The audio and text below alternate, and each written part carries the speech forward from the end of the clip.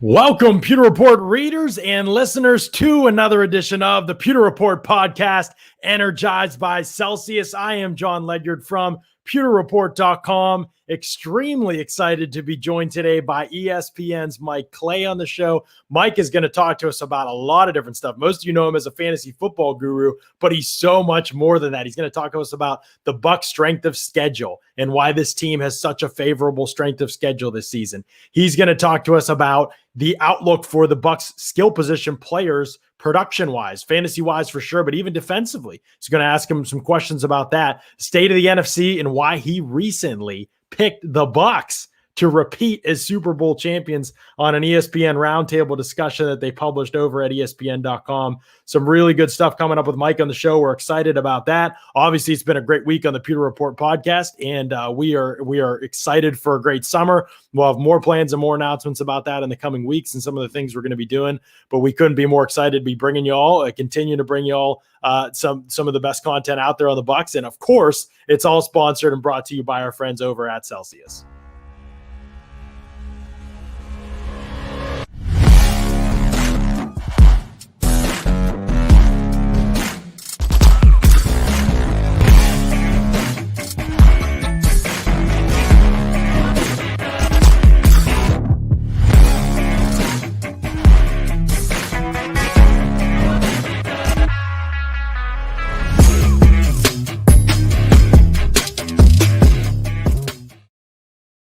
Celsius powers active lives every day with essential functional energy. Got the strawberry guava, the healthy energy. We're accelerating the metabolism. Somehow it tastes this good and there's zero sugar. Feels like a cheat code. Honestly, probably is a cheat code. If you don't know about Celsius, it's the best energy drink out there. It's going to change the game, change my morning workouts. I am not somebody who sleeps a whole lot, and Celsius really helps me push through the day, and I don't have the drop off with you get with other energy drinks. I love it. Check it out. Tons of flavors. They all taste good. They do it without sugar somehow.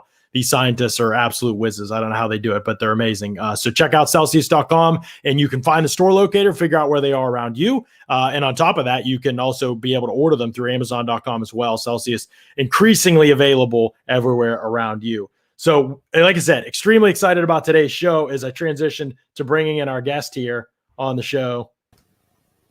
Mike, how are you, man? Can you hear me okay? Hey, you got me?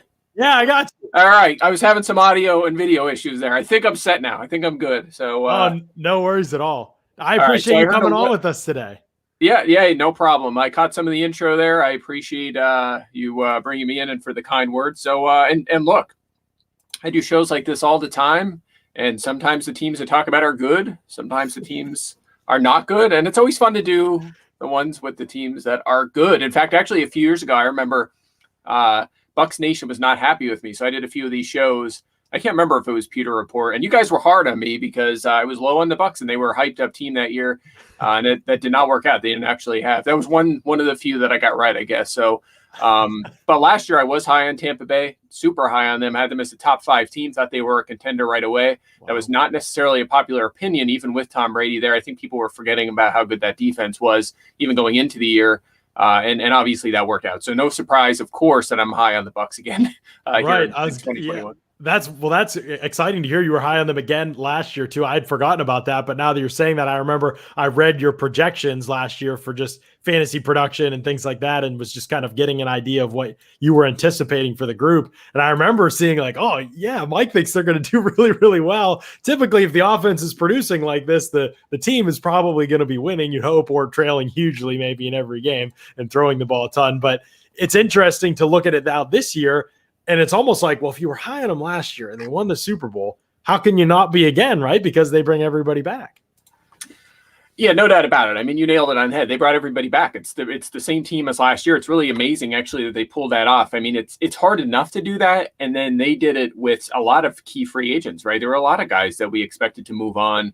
Obviously, we're still figuring out Antonio Brown, but if they bring him back and fill out that trio at wide receiver, it's pretty much the whole crew from the second half of the season. So, I mean, look, if you're anti-Bucs, I mean, good luck making a case. I don't get it. They're just loaded, and all these guys are back who were so good last season. the concern last season going in, I guess there were some minor ones. Like I was higher on the offensive line than most people. That ended up being a competent unit. A lot of the criticism of me with being high on Tampa was that the O-line's terrible. You know, it is in social media. O-line's terrible. It's just not going to work out. It's going to crush him. Brady's going to get sacked a lot. And it's nonsense. It's Tom Brady. You know, it sacks our quarterback stat. He was able to avoid a lot of that pressure. And the line played up to the ability I thought they could. And also it was, you know, will the young defense be better? You know, will the young players, they had that really core of high pedigree players from the first, second, third round from the past few years, would they make the leap? And I thought they would, because I thought in the second half of the 2019 season, we already saw that. We already saw the secondary play better. We saw these guys start to improve, and there was just so much raw talent. And if you chase raw talent on paper in the offseason, you're going to have success, whether you're betting or just in an office pool, just picking teams, trying to find breakout teams. If you just look at rosters, examine all 32, which I do every unit, every team, every year, just do that. Just forget about the team name. Do the Pepsi challenge, as I wrote about in my Browns article a couple days ago. Forget about the logo, forget about the team, forget about the history. Just focus on the players on the roster right now. You do that, you're gonna be able to find over and underachieving teams.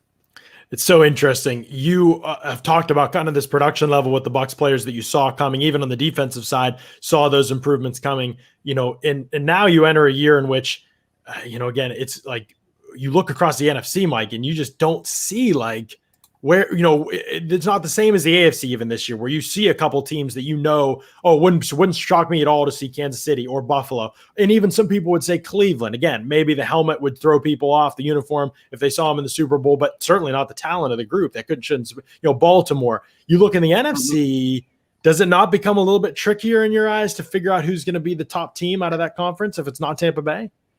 Yeah, exactly. And I guess I didn't finish my point there, but it's that, you know, if you're fading Tampa Bay this year, it's because you think they're going to have injuries and they're going to kind of fall apart and they can't repeat. And it is hard to do. 32 straight games, or now almost 40 straight games of playing at a high level. It is hard to do. We saw that with the Chiefs, right? They couldn't finish it off last year, and it's very hard to repeat in the NFL. So that's pretty much your only defense, because this team is probably the best on the paper, but best in the league on paper. But you're right.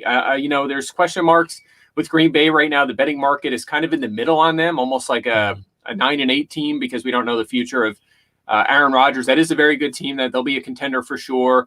We expect the Saints within the division to take a step back without Drew Brees. I think that's kind of common sense. They also lost some other players because they really went all in on the short term, right? They just went all in on veterans and let's load this roster up and with Drew Brees and make some title runs. And they had success doing that. They didn't win a Super Bowl, but they were one of the best teams in the league the past few years. But that's going to start to catch up with them a little bit. Atlanta, I think, will be a little bit better, but not a real contender to Tampa Bay on paper right now. Panthers, I still think they're a couple years away. And then you really get into the NFC West, right? Seattle, Arizona, the Rams, and the 49ers all could be contenders for a playoff spot, but I think they're going to beat up on each other a little bit, which should help Tampa Bay in their quest to win that number one seed in the NFC, which is so important. They didn't need it last year, but obviously the odds of getting to the Super Bowl and winning the Super Bowl are higher if you get that one seed. And we'll see in the NFC East, you know, Dallas, it'll depend on their defense. Washington, I think, is pretty good. You know, I think Washington is a good team. Very, very good defensively. It'll all come down to which Ryan Fitzpatrick we get. He's been pretty good the past couple of years, but you know, if he plays at a high level like he has the past couple of years, they could be a good team. But again, every team I just went through pretty much all the contenders. They're legit contenders. Maybe Minnesota you could throw in there. They just don't stack up on both sides of the ball the way the Buccaneers do. They are just loaded like they were last season. Again, the young players got a little better, so this team is even better shape. They're in even better shape than they were last year. Now, you've been doing this a long time with this fantasy football projections and looking at rosters and grading them and projecting out what they're going to do in the upcoming season. And you obviously have the context of the situation every time you do this. What were the moving variables? What changed? Did the coach change? Did the scheme change? Did the quarterbacks change? Did the wide receivers around the quarterback change? Did the O-line get better? Will that affect the running back? Was it like kind of like easy to do? Have you seen in all your years doing this a team like Tampa Bay? Do you recall one that you kind of went in, you had your fantasy projections from last year, then this year was like, oh, okay, everything is, the whole offense is the same except for the addition of Giovanni Bernard, essentially. Everything else is the same. And so do you remember a situation like this, I guess? I know we've said the starters, they didn't all come back to a Super Bowl contender ever before. Can you remember projecting out a situation like this that was so similar to the one the year before? Not this similar. No way. I mean, there's always teams that, keep most of their core together. It could be anyone. I mean, it could be an average team. It could be usually it's not a bad team because they're changing coaching staffs and personnel. But this, for example, I mentioned the Saints. They've kind of had a very similar roster the past couple of years, but not quite like this, right? In fact, it'd be kind of funny to look at. I should compare the projections for last year, this Tampa Bay team, going into the season against right now, because you're going to see pretty much all the same names, aside of the rookies. And you mentioned Gio Bernard with probably a small passing down role, but it's certainly going to have a lot of similarity. So that makes it easy for me because, as you know, the turnover in this league is crazy. I mean, you just look at some of the star players in the NFL 2 years ago or 3 years ago, and you're going to be like, I cannot believe it. I can't believe it that player that was only 3 years ago. It's unbelievable how this league changes so constantly. Yes. The rosters are changing, the injection of rookies, even undrafted rookies. It's unbelievable. So to be looking at a Buccaneers lineup that looks almost exactly the same as the team from last year, it's almost unheard of. Now, I'm curious about how you handle this part of it, not just in terms of Tom Brady, but specifically for our purposes, obviously Tom Brady. How do you handle players that get older, that are obviously play at a high level or expected to produce, a peak if everything's great around them? But there also is this reality that as much as we will joke about it, we'll say Brady will play till he's 50. We'll act like, it's never going to. But reality is reality. At some point, Brady's going to not be the quarterback that he even was last year. And last year was an unbelievable performance, especially when you consider context of the situation and degree of difficulty of the offense. Yeah, that's totally fair. But here's the thing. If you watch a player go through a whole season playing at a high level, I'm not going to go into week one, 6 months later or whatever it is, 8 months later, and knock their efficiency significantly, right? Like you see it sometimes, right? Peyton Manning's last year, his efficiency dropped off. He wasn't as productive. That defense really helped them, on their way to winning a Super Bowl. But I don't see any reason to do that with Tom Brady. What are you going to do? Are you going to say, okay, he completed 65% of his passes, so I'm going to make him 64? What's that going to do to his stats? It's not going to do anything super substantial. The reason, remember, his last season in New England was probably his worst season in the NFL, right? At least once he was established. And yet I was high on him last year. And the reason for that was he did not have a good supporting cast that last year or so in New England. He has a great one in Tampa Bay. He did last year and he does again this year, and that's going to help him. It takes things off his shoulders. He's not going to get beat up by scrambling a lot. He's going to drop back, avoid sacks, throw the ball, get it into the hands of Evans and Godwin and Brown. He'll have O.J. Howard back, who was actually a nice asset early the first couple of weeks last season before he went down, actually outplaying and outperforming Rob Gronkowski out of the gate. So there's a lot of mouths to feed here. That's a good problem for Tom Brady to have. And it's going to take some pressure off him. He does not have to do it all with this support group and also with a very, very good defense as well. Yeah, I would encourage everybody, if you haven't done it yet, go over to @MikeClayNFL on Twitter and check out his PDF of kind of the Clay projections of production for all teams in the league. If you play fantasy football, unbelievable stuff. And just if you're like me and you're just a nerd and you want to see, oh man, how many touchdowns does he think Brady will have this year? 36. All right. I mean, I think that makes sense, and you want to look at some of that stuff and anticipate how Mike kind of foresees things. Cause this is what he does, man. You are a prognosticator, it says that on your Twitter. And I appreciate that because it's hard to be forward thinking like that. As I look at some of these numbers, couple jump out at me that I'll throw out at you here. And this would have been possible maybe if Chris Godwin and Mike Evans had been healthy all last year. You have the Bucs with a pair of 1,000-yard receivers and Mike Evans at 1,100 yards and Chris Godwin just over 1,000. And then you have Antonio Brown at 800 yards. I guess I know this is off the top of your head probably, but how often does that happen where you got 3 800-plus wideouts, not the tight end, but 3 800-plus wideouts? And why do you feel like such a huge chunk of the production will go there? And obviously you have Gronkowski with a little over 500 yards, but you feel like a huge chunk of this is going to go to the wideouts. No question about it. This is not unheard of by any means. We've seen Pittsburgh do this multiple times. You mentioned fantasy. Last year there were 2 teams actually that had 3 top 35 fantasy receivers. The Steelers were one, and again, this one kind of is going to help my point, is a team you would not have thought of. It's the Panthers, believe it or not, a team that was not happy with their quarterback situation, traded assets for Sam Darnold, who's been one of the worst in the league the past couple of years, and got rid of their quarterback from last year. He supported 3 highly statistical, productive wide receivers last year with Robbie Anderson, DJ Moore, and Curtis Samuel. So if they can do it, the Buccaneers can certainly do it with a quarterback that, an offense that throws a lot, an offense that gets vertical a lot. That's another reason I like Brady last season. Super conservative in New England. We know Bruce Arians, we know Byron Leftwich, they go vertical. It's a vertical offense. It's been at multiple stops with multiple quarterbacks with Arians. We knew that was going to happen. And sure enough, Brady's average depth of throw increased a lot last season. So he's not going to scramble. It's going to lead to a lot of dropbacks, a lot of pass attempts, and that's going to maximize guys like Evans, Godwin, and Brown. Now, could they kind of hurt each other a little bit in the fantasy landscape, or if you're betting on receiving yardage totals? Absolutely. I'm a little nervous about that. We saw that in their production when they were all together last season. The ceiling comes down for pretty much all of them. But at the same time, it's such a high volume, high scoring offense that they'll all be happy, I think, in this scheme. I think the only question is sorting through tight end, right? Because did Gronk start slow because he was just getting back in the fold? Remember, he infamously said he was just back to be a blocker. He wasn't going to be involved as a pass catcher. Once Howard went down, that changed. Obviously, would that have changed regardless? I don't know. So in terms of projecting out the targets, the only struggle I've really had is figuring out Gronk and Howard. How to figure out which of those guys is going to take the lead as the pass catcher.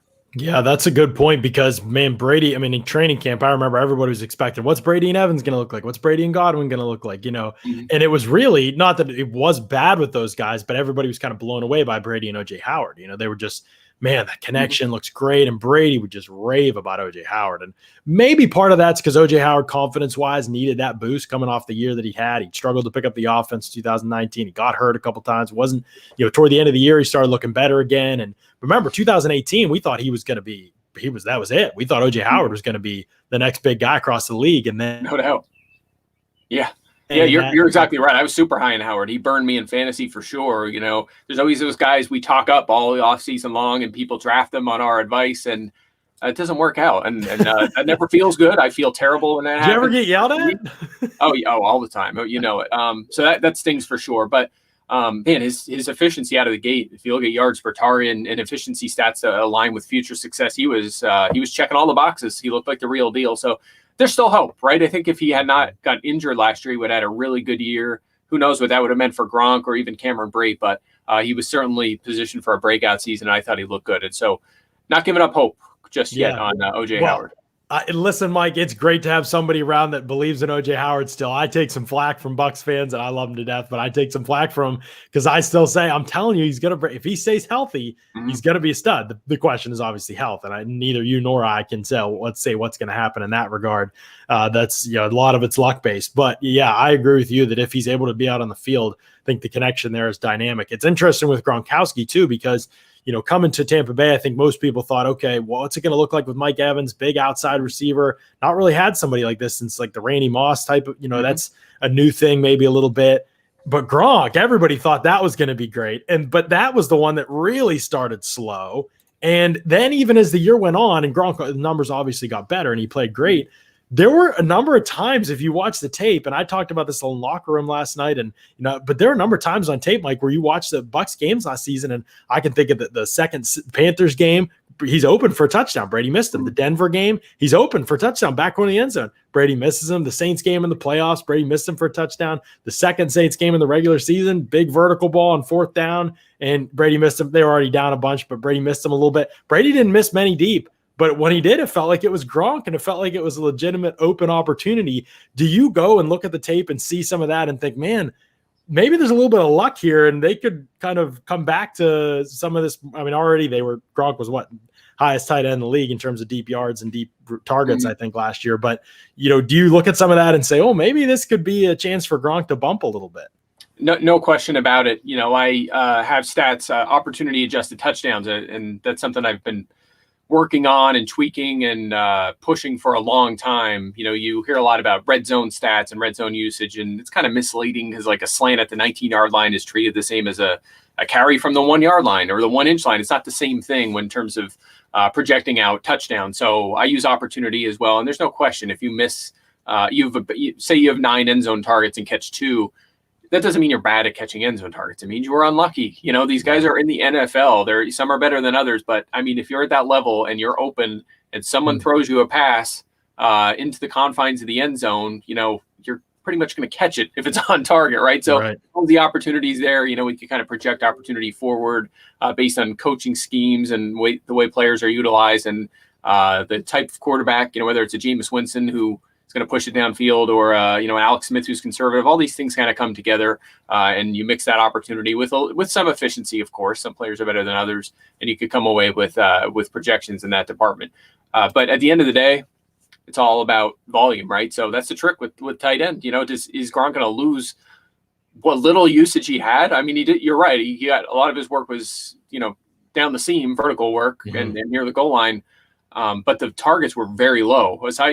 People remember the Super Bowl, but before that, he was lucky to get 3 targets in a game, right? So, it's tricky to figure out for sure with a guy like Howard there, who again was seeing more targets and outproducing him in the first 2 or 3 weeks last season. Yeah, we'll transition to strength of schedule in a second, but stack up this backfield for me. I mean, Arians is maddening for you, isn't he? Like with the way he uses running backs. Yeah, it's tricky because I like Ronald Jones. I want them to trade Ronald Jones. Selfishly to put him on the Jets so he can be a lead back. I think he's good. There's still that kind of a bad stigma because of what he did as a rookie, but. Some of these guys come into the league really, really young, and it takes a little time for them to get going. He's still a very young running back, and he's been very effective since his second season in the league, especially as a rusher. So I actually do have Rojo leading this team in carries by 16 over Leonard Fournette. I think that would be the smart move by them, and I think it aligns pretty much with what they did when they were both healthy together last season. Fournette more involved as a pass catcher, no question. But I actually have Jones third among the running backs in targets with Gio Bernard and Leonard Fournette handling a lot of that. So from a fantasy perspective, Bernard being there is going to be annoying if you have Jones or Fournette in your lineup, and it really brings the floor and ceiling down for all three, or well, for the big two, if you will. But it's hard to get too excited about any of these guys from a fantasy perspective just because they're all going to be involved. It's much like what we saw in New England, right?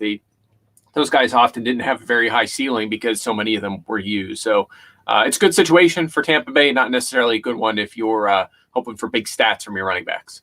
I was going to say, I look at your projected targets and receptions, and I see Leonard Fournette with more receptions and targets, obviously, than Giovanni Bernard. How did you weigh that? Because Bernard coming in, obviously, that was a player that Bruce Arians was on our podcast Tuesday, and he told us, he didn't even necessarily, obviously, they didn't know Bernard was going to become available. Once he was out there, that was when they were like, oh, we might have to look into this guy because he's that good. Now he comes in, and people kind of expect him to take some of the receiving load, but you still think, even though Rojo may lead the way in rushing, Fournette will still lead the way in receiving for the backs. Yeah, I think so. Remember what he said about Fournette last year, right? That he thought he was their best pass blocking back and a good pass blocking back, and that's why that was part of why they wanted to bring him in. So I don't think now they think he's trash in that department. He's just going to chill on the sideline every time they throw. I don't expect that to be the case. But look, I still think he's there. If you had to do 1A, 1B, 1C, you're going Fournette, Jones, Bernard, right? I mean, I think that's probably the order you would put them in. Based on how they prioritized him, especially in the playoffs last season. So Fournette, I still think will be involved as a pass catcher. I don't think 39 catches is a crazy number for him at all. Now, where Bernard, I think, will really shine is obvious passing situations, right? Like, so maybe it's, 3rd and 7, 8, 9. That's where he'll come in occasionally, but they still throw in early downs. And when they throw in early downs, Fournette is going to be involved. He's going to be on the field for a lot of snaps, and he's going to be able to soak up some of them dump offs and certainly the occasional target. This is a team I have attempting 656 passes, so there's plenty of volume for these guys. And as you can see here, I have them projected for 111 targets as a team. So they're all pretty low. This is a team that's going to, and we saw this last year once Antonio Brown was there, they're going to feed the ball to the wide receiver position, especially. They're going to have a lot of tight end targets as well, and that's going to bring down the running back target share. But at the same time, with such a high volume, pass-heavy offense here, productive offense, I think there's enough for these guys to be involved. And you can tell me if I'm wrong. Maybe I am too low on Bernard. Maybe his number's higher and Fournette's lower. But if you believe that, you need to get far away from Fournette in fantasy. I mean, don't even bother with him. If you don't think he can get to 40 catches and 170 carries, I mean, I have him at 163 and 163 carries, 51 targets, and he's RB 29 in points because of the involvement of Jones and Bernard. So, sorry to the Bucs fans who don't care about fantasy, but No, I think together, but I think it's an interesting dynamic there for sure. Oh, for sure. I would never say you're wrong. I don't know for sure. The one thing I will say is, yes, they hoped Leonard Fournette would help them in pass protection last year, and he decidedly did not. He was very weak in that area. Did not stop them at all from trusting him to do it, because everybody else is terrible too. Ronald Jones is a very poor pass protector, and he's an even worse receiver than Leonard Fournette. So they were obviously, you were aware of the receiving stuff. Both of them had the drops issues. Rojo couldn't run a simple route or get his head around to catch the football. It was a mess with him. It was a little bit better with Fournette, still not, what Bernard could bring to the table. He'll be a decided step in the right direction in terms of receiving and in terms of pass protection consistently over his career. But you're right. They do like Fournette a lot. They brought him back. They've sung his praises. They, he is going to work his tail off to be ready. Rojo will too. But at this point, I wonder if we've seen the ceiling with what Rojo is as a receiver. I just don't know. His issues for 3 years now. It's like confidence in knowing what to focus, knowing it's that kind of stuff. Like you've said, he's the most talented pure runner on the team. If you ask me who I want to run the football for this team, it's definitely Ronald Jones, exactly what you said. But I think what scares the Bucs about him is not talent. It's the can we count on him? Is he reliable? You know what I mean?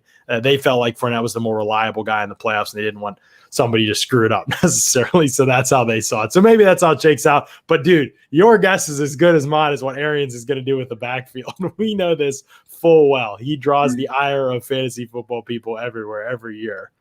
Yeah.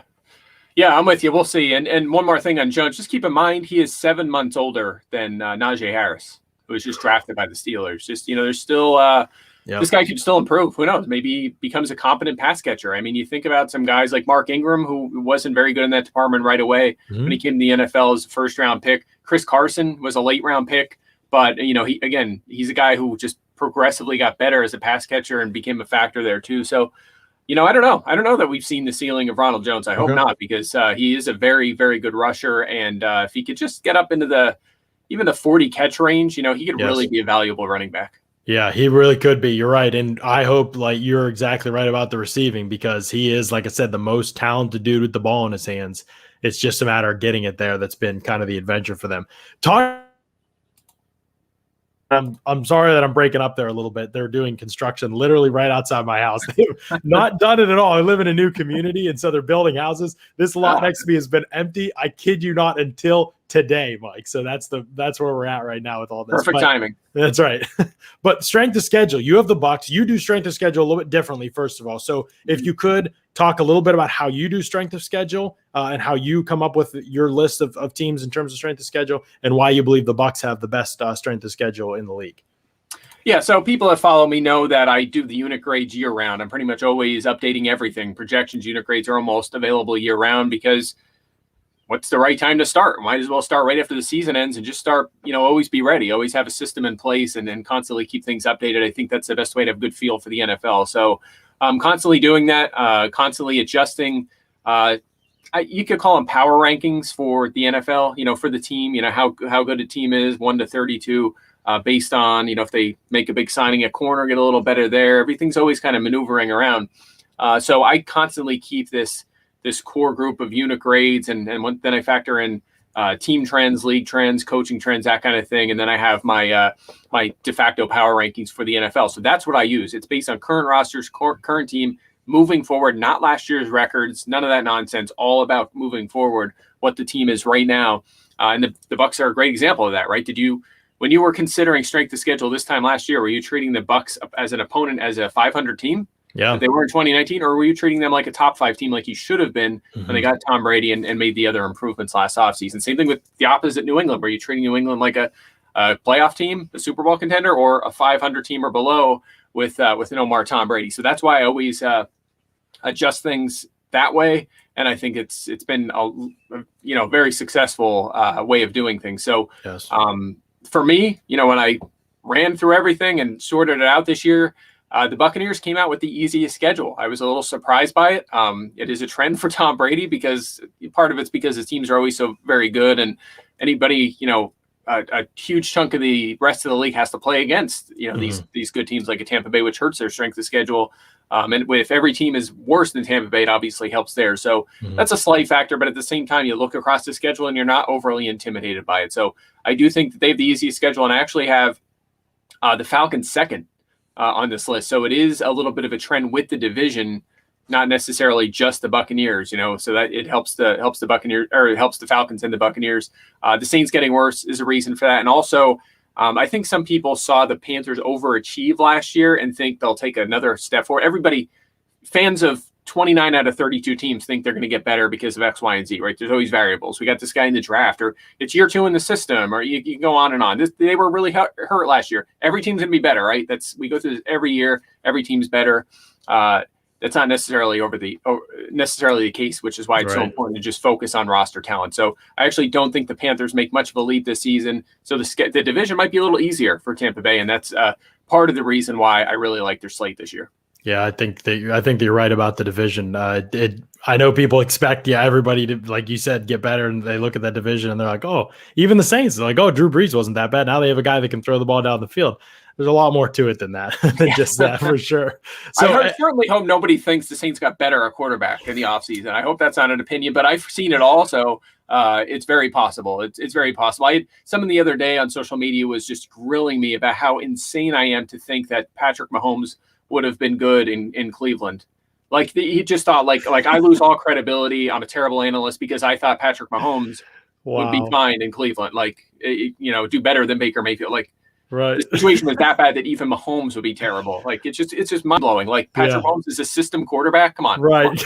Come on. At some point, we've got to move past that very linear thinking and think a little bit outside the box. No, but I completely agree with you on that, and agree with you on the Bucs too. I think it's interesting when you look out at that, when you evaluate strength of schedule the way that you do, and obviously it requires you being kind of up to knowledge on all of these teams, but there's less room for error, right? If a unit grade is a little bit off, his team still could basically do what you kind of anticipated them doing.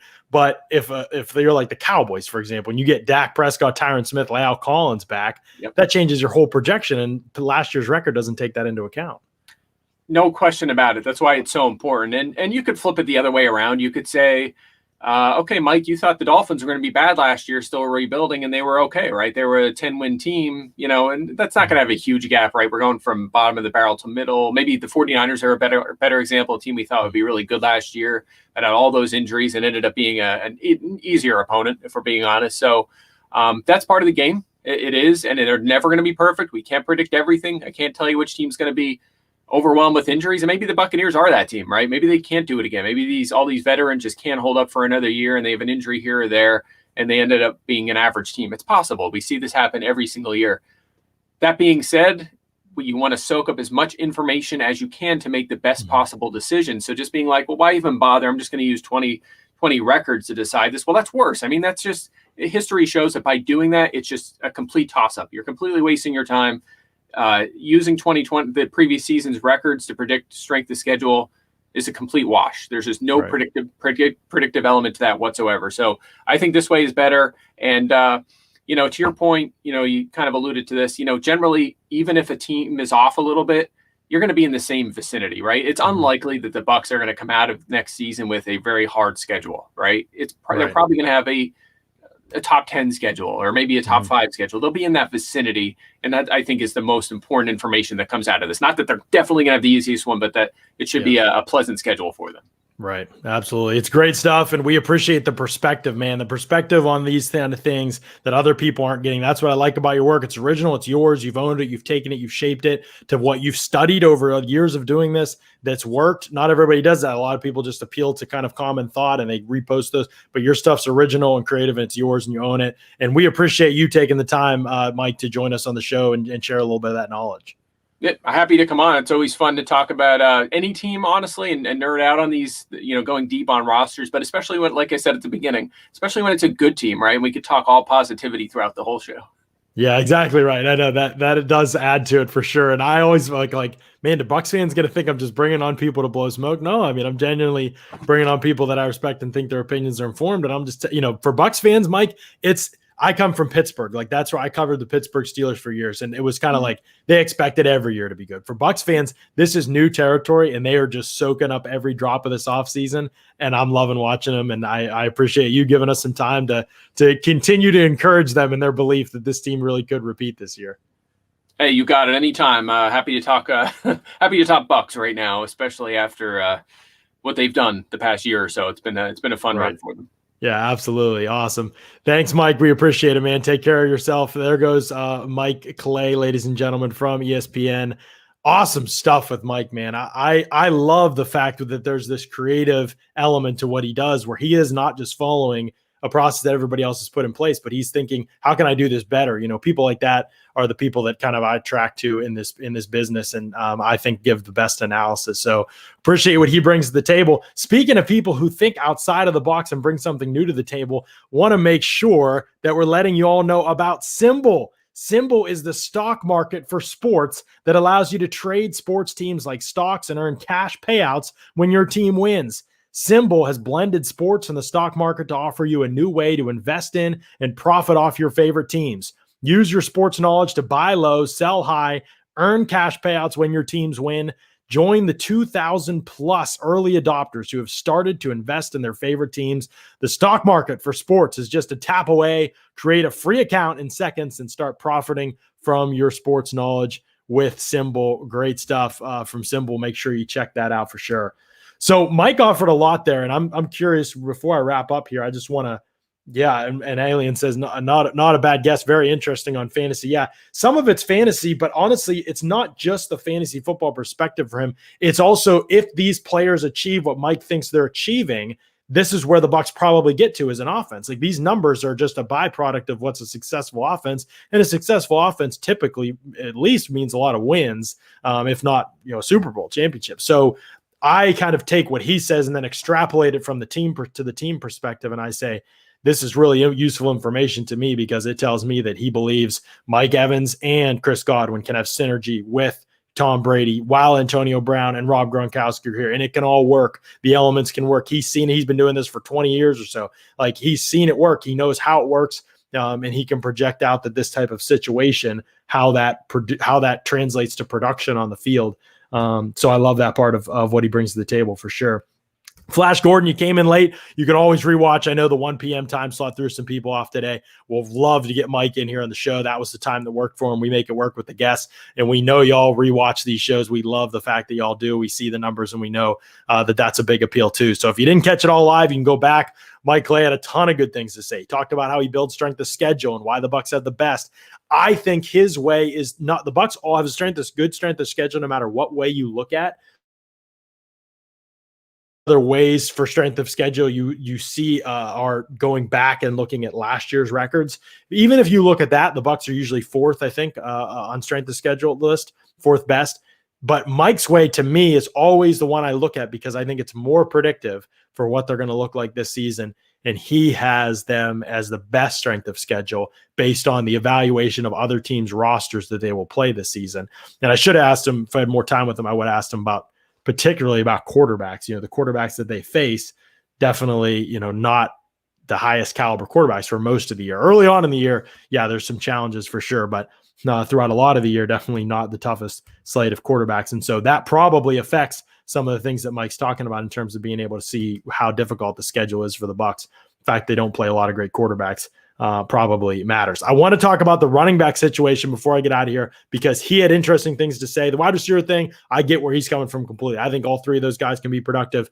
I see why Gronk's numbers could drop off because I think they might use him as a blocker more, not because he isn't capable as a receiver. And he's splitting that role with OJ Howard now, who is – I just think they really believe in OJ Howard. So I completely understand where he's coming from that regard. But I want to talk about the running back situation because he sees Giovanni Bernard as more of an insurance policy than a big guy in the rotation. And I'll have some thoughts on that here. But first, speaking of insurance, I want to tell you about our good friends over at Briar Greaves. You don't stay in business for over 30 years if you aren't doing something right. What we love about Briar Greaves Insurance is that they do a lot of things right, but none more than giving exceptional personal service to their insurance customers. We all need insurance, whether it's life, homeowners, auto, or even commercial insurance. Briar and Sam and their staff are the best in the area and big Bucs fans. It will literally take you 10 minutes to get a quote or compare your current policy, and that 10 minutes could turn into hundreds of dollars in savings. Don't wait. Call Briar Greaves today at 813-876-4166, 876-4166. Find out how much money you can put back in your pocket. 30 years in the business. Bucs season ticket holders. Call Briar or Sam today. Mark has saved money with them. Scott has saved money with them. Give them a call. This is a process that we've actually seen in effect, and we've seen it change the game for several of our own. So give Briar Greaves a call and then check them out today. Really good stuff from them for sure. Okay, this running back room. I tend to think that Giovanni Bernard's going to have a bigger role than Mike thinks. I'm curious what people in the chat think about that. If you're just joining, he believes really that Leonard Fournette, this is his projections. I'll read them for people. 163 attempts, 671 yards rushing, and 6 touchdowns. That's rushing.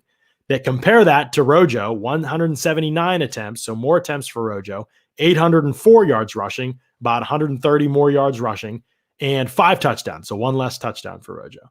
Then Giovanni Bernard on the ground, 28 carries, 112 yards, 1 touchdown. Oh, that's a pretty small role. I mean, I don't think Giovanni Bernard's going to light it up on the ground, but 112 yards, that's not much at all. Then 1 touchdown on the ground. But receiving game, I thought that's where Bernard would see his bump. Not really so much according to Mike. He has 51 targets for Leonard Fournette, 25 for Rojo, and 32 for Giovanni Bernard. So he believes that Rojo is going to get the more production in the rushing game, but is going to be the least productive receiver. And that Giovanni Bernard is kind of only going to be the second. And he's going to be 20 targets almost behind Leonard Fournette and 15 catches behind Leonard Fournette. He has him 15 catches behind Fournette's 39 catches. So he doesn't see a big role for Giovanni Bernard at all, unless it's as a blocker, which obviously wouldn't play out in statistics. I'm curious what people in the chat think. Let me know how you think that's going to. I tend to think that Giovanni Bernard is going to have a bigger role because Leonard Fournette, I know they talked him up, and he's right about what Bruce Arians says, and I know that's what he's going off of, and I completely get why. I tend to think Giovanni Bernard is the guy that they wished Leonard was in the pass game last year, but probably knew that he wasn't going to be, but still was their best option. I think there's a value in that only grows as the year goes on, right? Like as the year went on, they were what's the best thing we can get out here in the passing game? That mattered to them. I think Bernard's role will get bigger and bigger as the year goes on. But he's never going to be the every down guy. And if you're throwing on early downs, that will play a factor in what Fournette gets targeted. And let's hope the Bucs are throwing on early downs a lot of the time. Obviously, they're going to be throwing on third downs. So Bernard will get his opportunities there. It feels like somebody has to get phased out. Like it can't quite be this clean. I think the most likely guy to get phased out would be Rojo. But he's the most talented runner. So depending on what Rojo shows up, he could also be the lead back, just like Mike said. So let's see what some people in the chat say here. Haas Wajuk said, so much of Fournette's usage last year came from being used as a passing down back. I find it hard to believe that Bernard won't just eat up at least most of those snaps. Yeah, at least some of them. I kind of agree, honestly. I think that's definitely a part of this evaluation. Ren thinks he's off a little bit in his running back projections. Who can blame him? Nailing a BA backfield is like trying to catch smoke. Absolutely, completely agree with you, Ren. Like we're going to, say all this and that, but at the end of the day, like who the heck knows what BA is going to do in the backfield.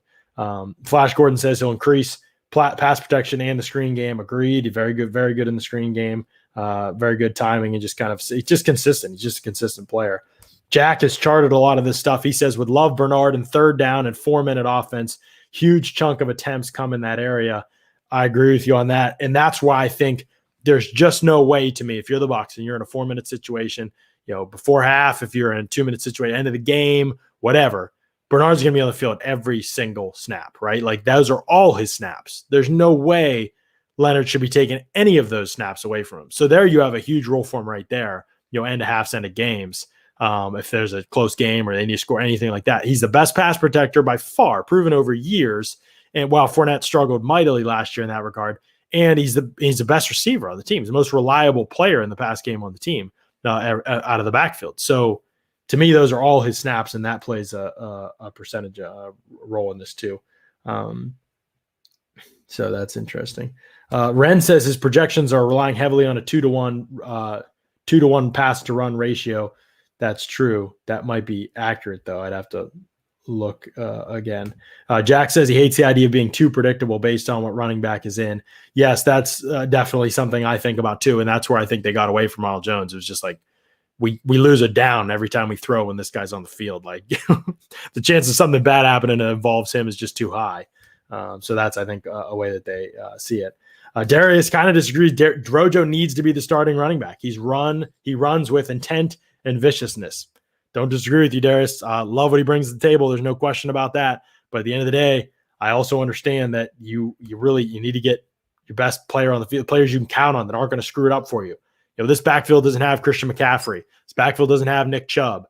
This backfield doesn't have Derrick Henry, anybody like that. Like, they are trying to get the guy that screws it up the least, the best supporting player. They have Mike Evans, Chris Godwin, Antonio Brown, Scotty Miller, Tyler Johnson, Rob Gronkowski, O.J. Howard, Tom Brady, a great offensive line, especially in pass protection. They're a passing team. You can't screw it up on passing downs if you're a back that's on the field. And I think that's why Rojo got phased out kind of the way that he did, on top of not being healthy and Leonard having some confidence. There was multiple things, but I just think they didn't want a guy who's going to screw it up the majority of the time on passing downs. And they felt like Leonard was less of a problem, and they were right. But Giovanni Bernard's more of a solution than Leonard to me, and that's where I see them eventually moving toward more of him and maybe more of Leonard, or maybe more of Rojo, and maybe it's Leonard that gets phased out. I think Bernard's role is the one that I see is kind of a little more set in stone than maybe Mike did. So, but it is interesting. Lots of thoughts and many ways to look at it. And like Ren said, who the heck knows with an Arians backfield, man? I mean, literally, it's just impossible to be able to say for sure. I know this is the part in the show where everybody's been waiting for. I promised by the end of the week I would deliver it. And so here it is. I'm solo on the podcast, and I got to get through the Manscaped read, but I'm happy to do it too, because this is your pubic service announcement and the news you've all been waiting for. The Manscaped engineering team has confirmed that they have successfully created the Lawnmower 4.0 trimmer, which is now available for purchase in the USA and Canada. The new trimmer was released very recently. We're one of the first to actually get our hands on it and use it, and it is a game changer. You can join over 2 million men worldwide who trust Manscaped with this exclusive offer for you. The promo code PEWTER, PEWTER, at manscaped.com gives you 20% off of Manscaped and free shipping. It's a game-changing deal, and as much as we might laugh about the ad and some of the things that it says, I'm telling you, man, Manscaped products are an absolute game changer. They are such good stuff, so well made. The performance is unbelievable. The craftsmanship and the detail, their advanced ceramic blade and the skin-safe technology, so good that it almost seems like they were working with Elon Musk engineers to ensure your testes are as safe as possible. The Lawnmower 4.0 is a new function, multi-function on-off switch, which can engage a travel lock. The buzzing that's in your backpack or whatever, all that kind of stuff. That it takes that out. The LED spotlight for a more precise shave. The new trimmer lot, you can customize your trim, and it looks unbelievable. So there's a lot more advantages with this one. You got the stamped black chrome Manscaped logo. It looks unbelievable. Functions unbelievable. It's terrific stuff. That wireless charging system, super convenient as well. So yeah, I appreciate that about the 4.0. Get 20% off plus free shipping from Manscaped. Plus free shipping, 20% off. Promo code is PEWTER, PEWTER. Father's Day coming up. Lots of things coming up on the agenda. And so that's a great opportunity to help yourself out, man, and tell somebody, hey, this is what I want. Like, this is some good stuff over here. Use this promo, just slide it over, send a text to the wife or whatever and be like, hey, this is what's up. So 20% off free shipping, PEWTER, PEWTER. I know Pat McAfee had a little bit of trouble spelling Pewter the other day on a show when he was talking about the Pewter Report podcast, PEWD. If you haven't seen that clip, go over. It is hilarious. He said, I thought somebody's name over there was Pewt. AJ Ox, like, it's a color, man. Pewter is a color. He's like, I had no idea it was a color. Thought somebody's name over there was Pewt. You can call Scott Pewt, by the way, if you'd like to now when he rejoins the show. Scott has some voice today, by the way. I'll let everyone know his voice is back a little bit today. So be happy about that for Scott. I talked to him today. It was good to hear him kind of climbing out of the depths of the sickness there. And he'll be back. He plans to be back on the show Monday. He should be out actually at practice on Tuesday. We'll have OTAs this upcoming week. There'll be OTAs. They'll be out. The team will be out on the field Tuesday, and they'll be out on the field the Tuesday after that, which I believe is June 1st. I think Scott and Mark will be there this upcoming Tuesday, and then I will be there June 1st with one of the Wonder Twins maybe, and that day, not totally sure yet. But we'll have your OTAs covered for you over at Pewter Report, at Pewter Report on Twitter, obviously pewterreport.com as well. Plenty of good stuff coming up there. So we'll have OTAs covered. And then obviously minicamp is coming up the 7th through the 9th, I believe, in June. So we'll have that covered as well. Last thing I want to touch on today, over at pewterreport.com, I wrote a story about behind the scenes of the Bucs drafting Joe Tryon. I think there's some really cool stuff in that story. Bruce Arians gave us some unbelievable insight into that day and what it was like and what their thought process was and how they had really hoped Tryon would be there. And I don't think Bruce is giving us lip service. I know because we talked behind the scenes to people too. They really like Joe Tryon. I mean, they turned in their card in 30 seconds. So most of you probably, I'm not telling you something you don't already know, but they really like Joe Tryon. They were thrilled that he was on the board. Bruce said he knew that teams ahead of them were taking edge defenders. And he's right. 3 of the 4 teams ahead of him did take one.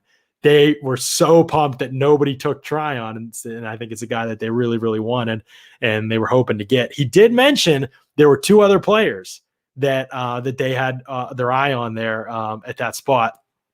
I think I know who those 2 players are, but not totally positive. I think Travis Etienne was one of them. I think maybe Kadarius Toney was another one. And so maybe they were looking at adding a little bit of splash and sizzle and a guy who could make an impact on the return game, obviously, in Toney. Maybe that's what they were hoping for, that spot, another kind of player in that role. Again, that would have been a crowded backfield. I wonder what would have changed. But maybe with those 2 players, I think you heard some whispers that maybe those were guys that they liked. So we'll see. But I think that either way, it was interesting that they were pretty much what Bruce was saying, and you can read the article and check out his exact quotes. But they really wanted to kind of stay put there. They didn't feel like trading back would give them enough value because the roster's too loaded. And I think that affected them in every round. It was like, oh, trade back. And in a normal year, it sounded like they probably would have, but with the Bucs roster the way that it is, man, I just don't think they wanted to move out of that spot because they add another pick, and then I think at that point it becomes, how's this guy going to even make our team? And Bruce kind of talked about that. So something to think about when you're thinking about who they wanted to take at each spot. That trading back maybe wasn't on the table as much as it was other years. Was not Tevin Jenkins for sure, Ren. I can tell you that. Tevin Jenkins not on the Bucs radar in the first round for sure. So I think they were looking to some splash and some sizzle. So we'll see. But all right, that'll do it for us for this week on the Pewter Report podcast. Next week, got a full slate of shows for you again. We're back in the normal time slots. Still going to be bringing you great guests in communication with a couple of people right now to nail down for next week on the show. Obviously, been a great show, great week on the Pewter Report podcast. If you're just tuning in, you're like, what is this? What is this guy talking about? Why are there construction trucks right outside of his window? Well, I won't get into the construction trucks right now, but I will say this. If you go back and listen to this week's episodes of the Pewter Report podcast, we had a rookie OTA, a rookie minicamp takeaways on Monday. So some great questions and good observation and fun stuff in there. On Tuesday, we had Bruce Arians on the podcast. A very insightful interview with him. He was gracious with his time. Lots of great stuff coming out of that interview. Then yesterday, we talked to Marcus Mosher, covering the Dallas Cowboys, host of Locked On Cowboys. He gave us a lot of insight into that week 1 matchup, the Cowboys, that defense, why I expect it to be rocky, why he thinks the offense can be really, really dangerous. Lots of good stuff with him. And then obviously today with Mike Clay, if you're catching, go back to the beginning of the show and you can catch Mike Clay and you can hear what he has to say about the Bucs and his projections for this upcoming season. Really, really fun stuff. So for all of us over at Pewter Report, we appreciate y'all, and we'll catch y'all again next week on another edition of the Pewter Report podcast. Out.